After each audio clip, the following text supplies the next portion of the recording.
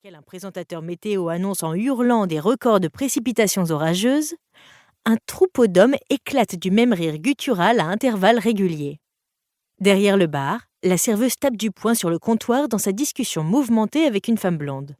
Toute l'île est à cran à cause de la tempête, et la bière de soif rend les gens d'humeur chahuteuse. Mais le type sur son tabouret en bout de comptoir est d'un calme contrastant. En fait, sa personne tout entière détonne dans ce paysage. Malgré les 30 degrés ambiants et l'humidité à son paroxysme, il porte une chemise à manches longues froissées et un pantalon bleu marine. Il est par ailleurs dénué du moindre signe de bronzage, de rire, de gaieté ou de légèreté. Bingo! J'écarte quelques mèches blondes de mon visage et avance dans sa direction. Mon approche ne lui fait pas décrocher le regard de son écran, qu'il continue de caresser doucement dans sa lecture. Je distingue les mots « Chapitre 29 » en caractères gras. Il bouquine, dans un bar. Je me plante face à lui et m'accoude au comptoir. « Salut, beau gosse !» Il lève lentement vers moi son regard noisette, puis cligne des yeux. « Salut !» « Tu viens souvent ici ?» Ma question semble mériter de réfléchir aux réponses à sa disposition. « Non », finit-il par dire. « Je n'habite pas dans le coin. »« Ah !» Je n'ai pas le temps de développer, il enchaîne. « Et même, ça ne changerait rien. Mon chat a besoin de soins médicaux très particuliers. Ça rend les sorties plus compliquées. » Absolument tout dans cette phrase me fait froncer les sourcils. « Je suis désolée, » me ressaisis-je. « Entre ça et la gestion de ton deuil, ce doit être difficile. » Mine dubitative de sa part. « Quel deuil ?» D'un petit mouvement de la main, je désigne son accoutrement. « Tu n'es pas là pour un enterrement ?» Il fait la moue. « Non. » « Alors, qu'est-ce qui t'amène ?» Une amie. Son attention retombe sur son téléphone. « Elle habite ici ?» supposai-je. « Non, elle m'a traîné de force, » corrige-t-il, « pour les vacances. » Ce dernier mot résonne de dédain. Je lève les yeux au ciel. « Sans blague ? Loin de ton chat ? Sans meilleure excuse que de passer du bon temps ? Tu es certain que cette personne mérite le titre d'ami ? » J'en suis de moins en moins sûr, marmonne-t-il sans un regard. Il ne me facilite pas la tâche, mais je n'ai pas dit mon dernier mot. Je fonce. Et donc, comment est-elle, cette amie ? Sexy ? Intelligente ? Blindée aux as ? Petite, lâche-t-il, scotché à son écran. Et bruyante.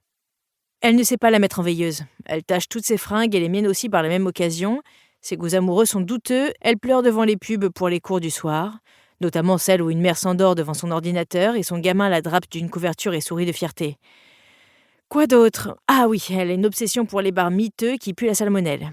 J'ai même peur de boire ma bière directement à la bouteille. Tu as lu les critiques sur Yelp ? Je croise les bras. Tu te fiches de moi ? Ok, la salmonelle n'a pas d'odeur. Mais oui, tu es petite, Poppy. Alex, tu me saoules. M'indignai-je en lui frappant le haut du bras, et tant pis si je sors de mon personnage. J'essaie de t'aider, moi. Il frotte son biceps endolori. M'aider à faire quoi ? Sarah t'a brisé le cœur, je sais. Mais il est temps de reprendre du service. Quand une bombe t'accoste dans un bar, le premier sujet à éviter, c'est la dépendance mutuelle que tu entretiens avec ta saloperie de chat. Premièrement, Flannery O'Connor n'est pas une saloperie. Elle est juste timide. C'est une peste. Elle ne t'apprécie pas, c'est tout. Ton énergie canine débordante la rebute. J'ai seulement essayé de la caresser. À quoi bon avoir un chat qui n'aime pas les caresses ? Elle aime les caresses, rectifie Alex. Mais tu l'approches toujours avec une étincelle féroce dans le regard. Tu exagères. Poppy, tu approches tout le monde avec une étincelle féroce dans le regard. La serveuse choisit cet instant pour apporter la boisson que j'ai commandée plus tôt. Mademoiselle, votre margarita. Elle fait glisser le verre glacé dans ma direction sur le comptoir. La gorge picotant soudain de soif, je m'en empare. Le geste si vif qu'une bonne quantité de tequila déborde. C'est avec une rapidité exemplaire et entraînée qu'Alex écarte mon autre bras du comptoir avant qu'il ne soit éclaboussé. « Tu vois ? Féroce, je te dis !» répète-t-il avec ce même sérieux qui ponctue les moindres paroles qu'il m'adresse, en dehors des rares et précieuses soirées où Alex Chelou prend les rênes. Ces soirs-là, je me retrouve face à un type qui se roule par terre en feignant de sangloter au micro d'un karaoké, ses cheveux blonds cendrés décoiffés et sa chemise froissée sortie du pantalon. Un simple exemple au hasard, d'une scène qui s'est vraiment déroulée de cette façon. Le besoin de contrôle d'Alex Nielsen fait de lui un cas d'école. Ce grand corps large est perpétuellement